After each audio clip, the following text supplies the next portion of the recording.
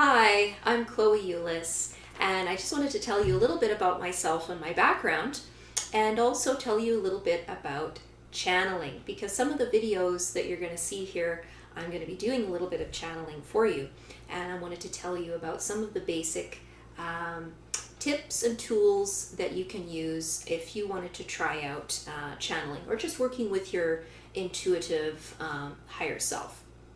So a little bit about myself. Well, I guess you could say I'm a pretty multifaceted person. I'm an artist, an art coach, and a singer, and I'm also a magical practitioner. I'm a healer. I have my own healing business where I do integrated healing services, which include Reiki healing, crystal healing, past life reading, soul retrieval, intuitive spiritual coaching, and emotional freedom technique, and pretty much any kind of healing that I can get my hands on, because I just love to try new things and I love to customize the healing to the client that I have.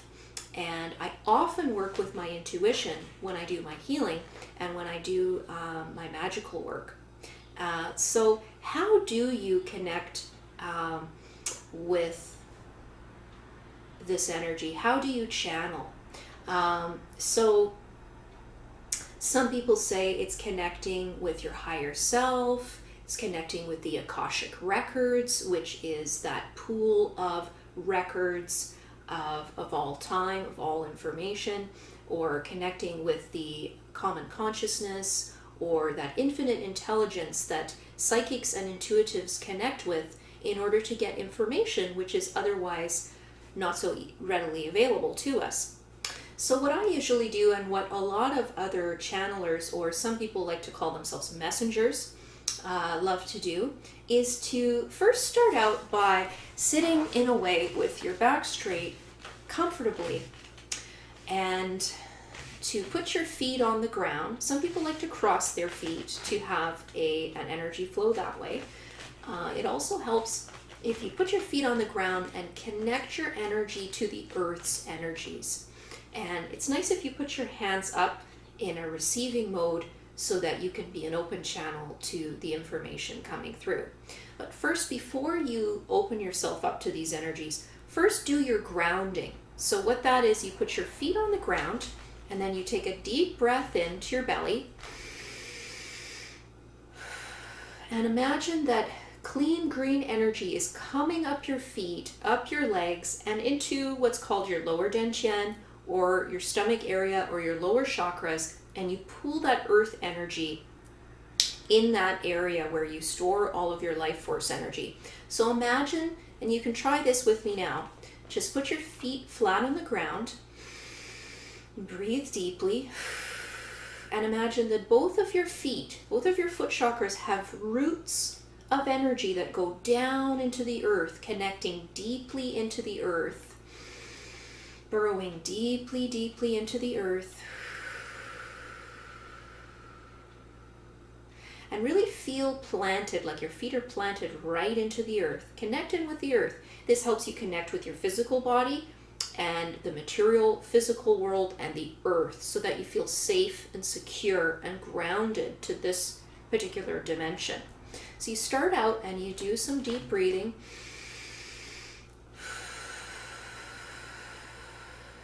And once you're grounded, you can then focus on opening up the third eye chakra. So you can start by tapping and massaging the third eye, or the pineal gland.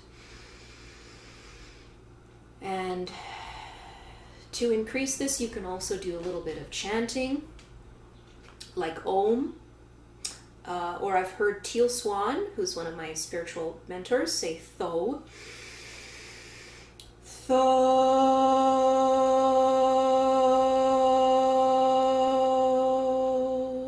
And as you do this, imagine a white light going right into your third eye and opening up your third eye and circulating the energy. Whenever you're opening your chakras, you want to imagine that the energy is circulating in a clockwise way and flowing gently from front to back.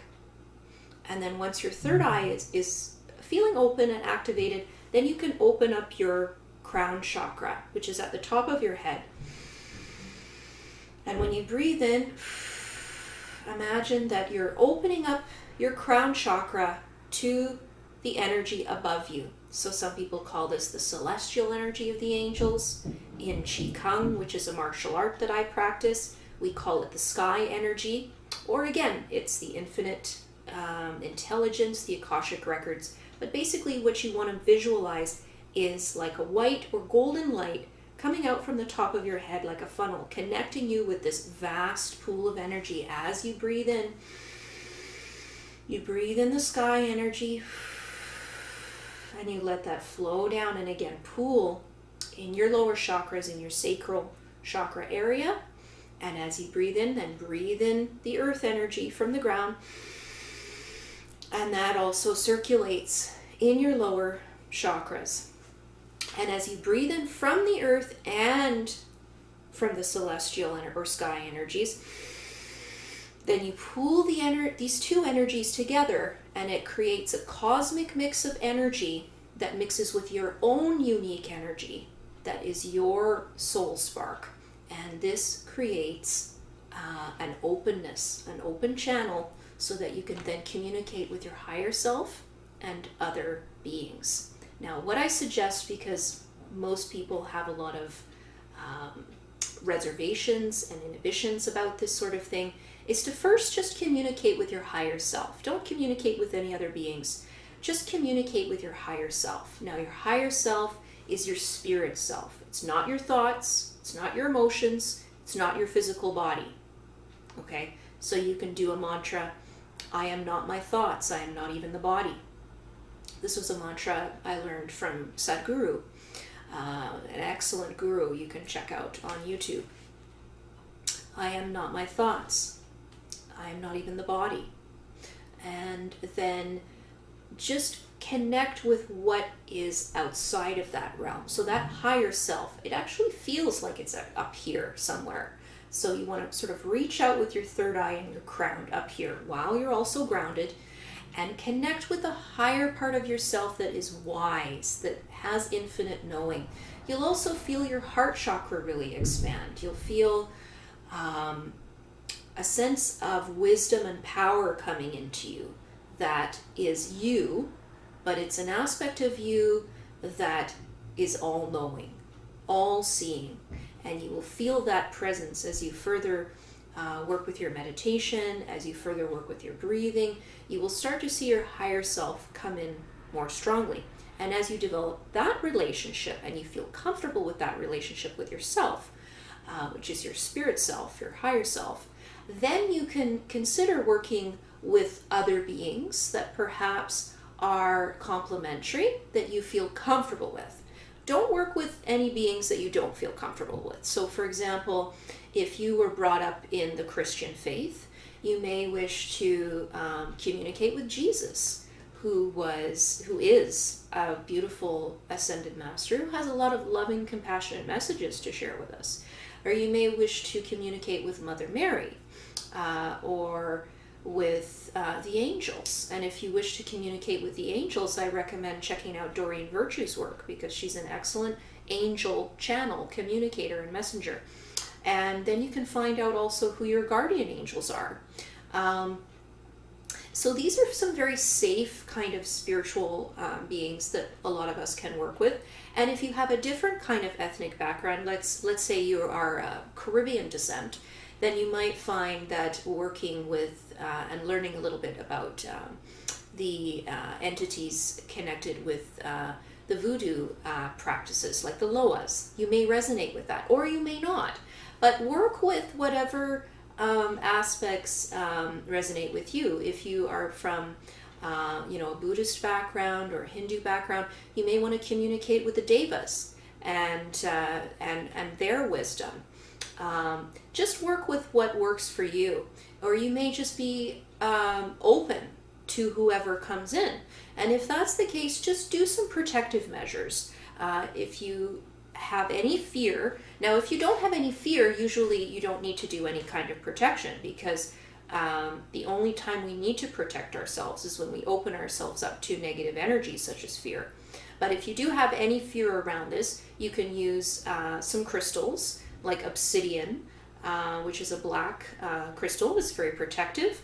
Or just work with any crystals that you feel comfortable with and hold them in your hands. You can also imagine a circle of protective blue light around you. You can work with Archangel Michael and ask him to surround you with blue light. That's a very effective method because Archangel Michael is very easily accessible to anyone, and he's non-denominational, and he can be in multiple places at one time. And then once you feel safe and grounded and you have all of the protection in place, then you can be open to just asking who's out there, and then see who comes in. And you don't necessarily have to channel them. You can communicate with them and ask them questions. So you can have a safe distance from them as well as you're learning to connect with other spiritual beings and entities. Another wonderful way to open up your intuition or your channeling aspect is to do it in a shamanic way. So working with animal guides or spirit guides. So when you're doing your meditation, just imagine that you're in a very safe place, like in a forest or by ocean, anywhere that's a very sacred, safe place for you, and then just ask any animals to come in, and you can communicate with them and find out more wisdom from them. And they are wonderful.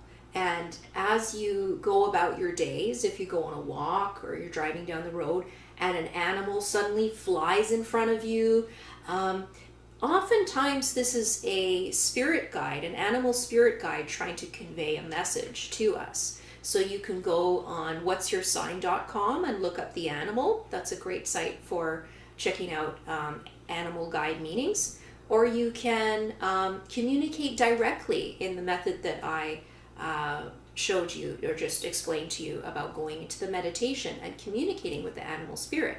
So those are some of the ways that you can connect with your intuition, your higher self, and different kinds of spirit guides. So I hope that was helpful for you, and I hope that gives you a little more confidence to give it a try. You may also want to just go to an intuitive and work with them as well, and they can give you some very interesting messages about yourself and help you on your journey. So I hope you enjoyed this video, and have a great day.